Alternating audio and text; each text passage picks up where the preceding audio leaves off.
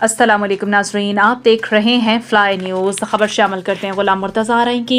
सूबाई वज़ीर दाखिला सिंध ज़ियाउल हसन लंजान ने आज मेहराबपुर शहर में तामीर होने वाले green crescent trust education complex की इफ्तिताही तकरीब में शिरकत की।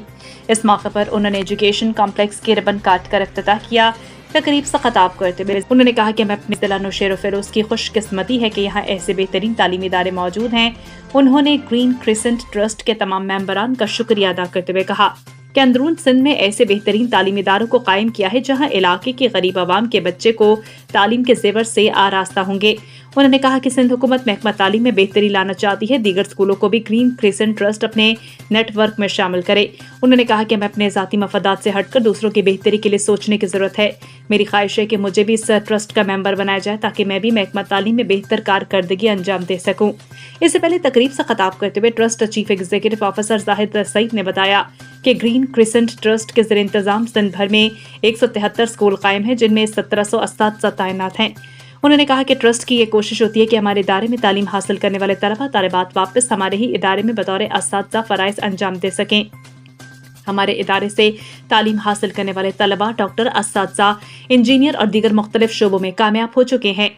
इस इमारत में 2500 तालिब इल्म तालीम हासिल करेंगे। उन्होंने कहा कि आम तालीम के साथ साथ टेक्निकल तालीम की भी अशद ज़रूरत है, क्योंकि तालीम के अलावा तरक्की मुमकिन नहीं।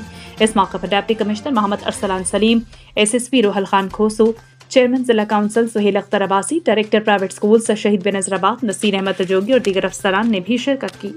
हमारे इन एरियाज में जैसे अब हम कश्मीर और शिकारपुर में काम कर रहे हैं लायन आर्मी से, वहाँ पर जो मेजर इशू ये होगा कि जब क्रिमिनल एलिमिनेट हो जाएंगे तो उनके बच्चों को पढ़ाना भी है हमें, और उन एरियाज में हमारी कोशिश ये है कि हम अमन व अमान कराएं अपर सिंध में, और उसके बाद वहाँ पर हम डिस्पेंसरीज और अपना स्कूल्स खोलें ताकि बच्चे पढ़ें उनके।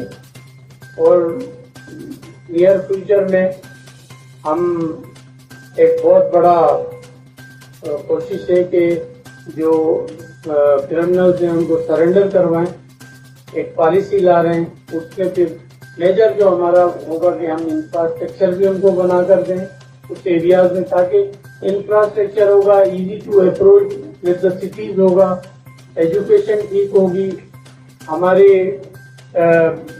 उनको हेल्थ केयर मिलेगी।